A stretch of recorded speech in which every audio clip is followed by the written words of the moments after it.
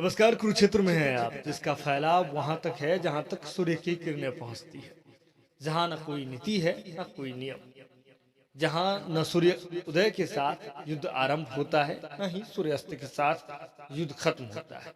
कोई भी किसी भी क्षण अपने साम दाम दंड भेद का प्रयोग करके अपना राजनीतिक विजय पताका फहरा सकता है। बिहार के मुख्यमंत्री नीतीश कुमार निकल चुके हैं एक बड़ी यात्रा पर।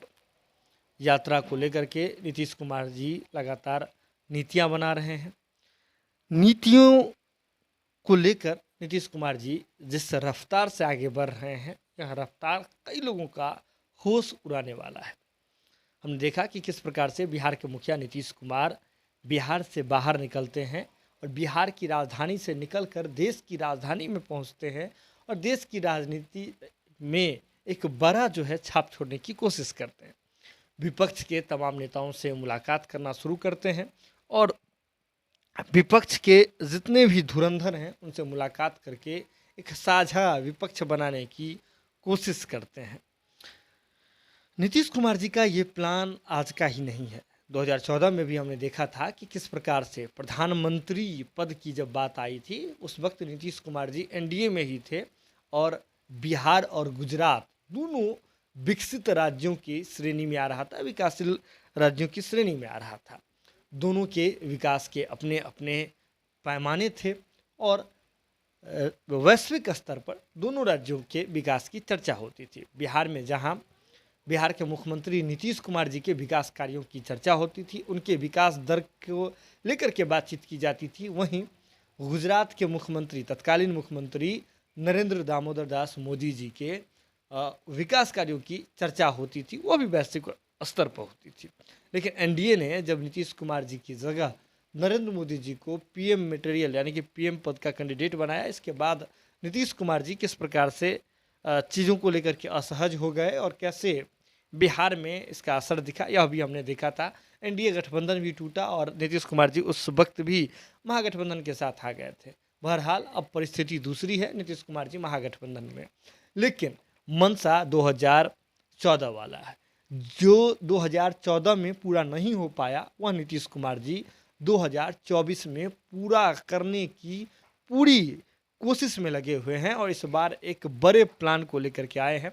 कल के एपिसोड में हमने आपको दिखाया था कि किस प्रकार से नीतीश कुमार जी दो बिल्ली और बंदर वाली जो कहानी है उसे रोल मॉडल बना करके आगे बढ़ रहे हैं।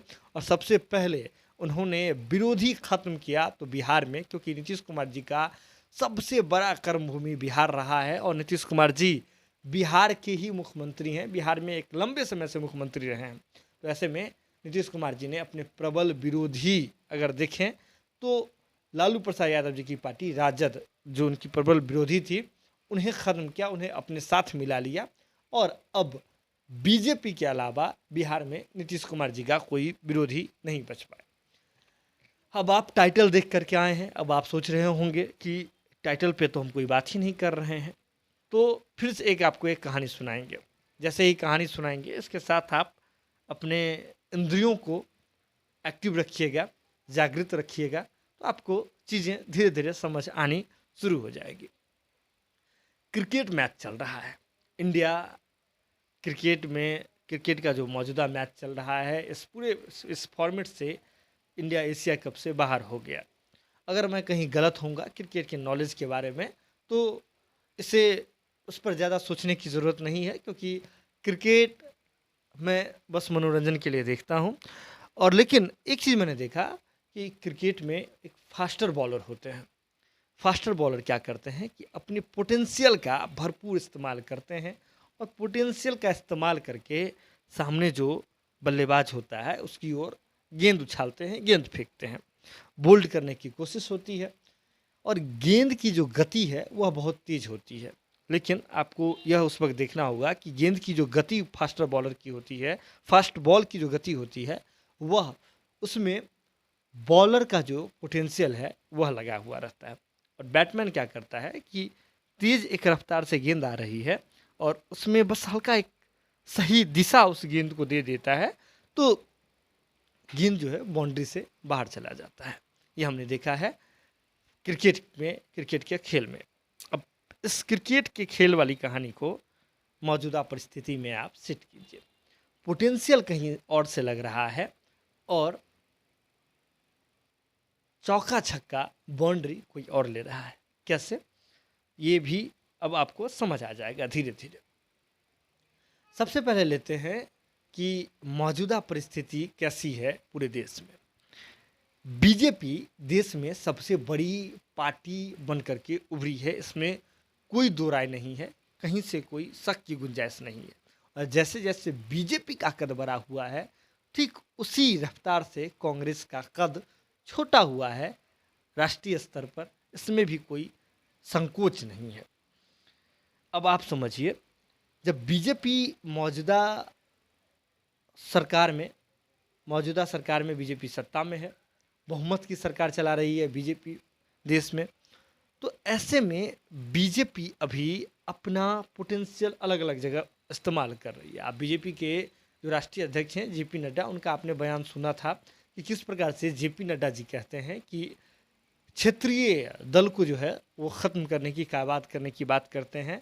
और जैसे ही जेपी नड्डा जी का ये बयान आता है, ठीक इसी के बाद बिहार में कैसे तख्तापलट होता है ये भी हमने देखा।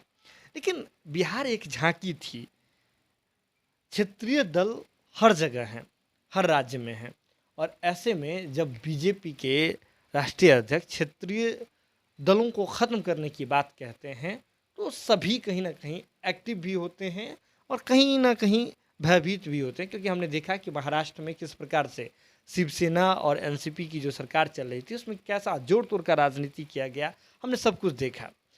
तो ऐसे में बीजेपी के नीति से सबको डर लगता है, यह बात भी छुपी हुई नहीं है किसी से।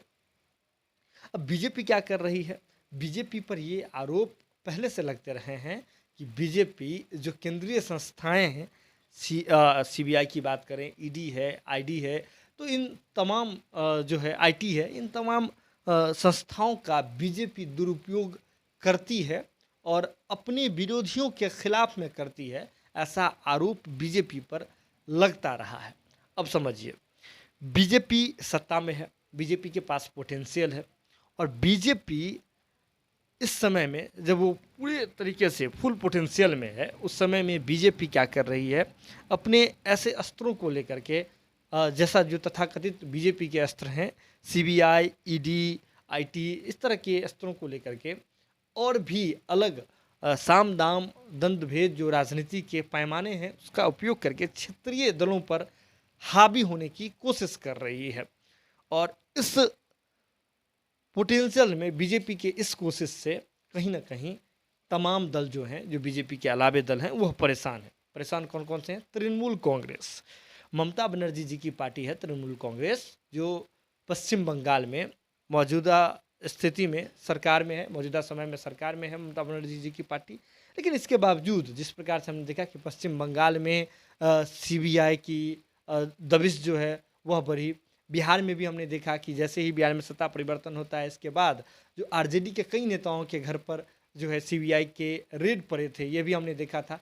इसके साथ ही और भी आप देखिए, आम आदमी पार्टी से रिलेटेड किस तरह तरह के जो है वीडियोज बीजेपी निकालती रहती है, और हर तरह से यह बीजेपी पर आरोप लगता रहता है कि परेशान करने की कोशिश कर रही है क्षेत्रीय दलों की।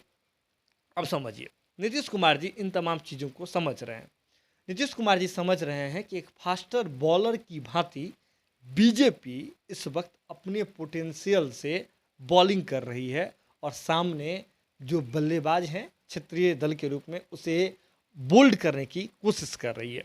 और ऐसे में अब समझिए यहाँ चीज़ें क्या हो रही है। जब नीतीश कुमार जी इन तमाम चीज़ों को जानते हुए निकल रहे हैं, तो जितने भी विपक्षी दल हैं, चाहे आप टीएमसी की बात कर लीजिए, कांग्रेस की बात कर लीजिए, सपा की बात कर लीजिए, इसके बाद बीएसपी की बात कर लीजिए, तृणमूल कांग्रेस की बात कर लीजिए, एनसीपी की बात कर लीजिए, नीतीश कुमार जी तब सभी दलों के नेताओं से मिल रहे हैं। वो नेता जिससे नीतीश कुमार जी मुलाकात कर रहे हैं, वो बीजेपी के विरोधी तो हैं ही, लेकिन बीजेपी के शासनकाल में कहीं ना कहीं थोड़ा बहुत भयभीत भी हैं। सीबीआई, ईडी, आईटी, इन तमाम अस्त्रों को देखते हुए भी इनके प्रकोप से कहीं ना कहीं ग्रसित भी हैं।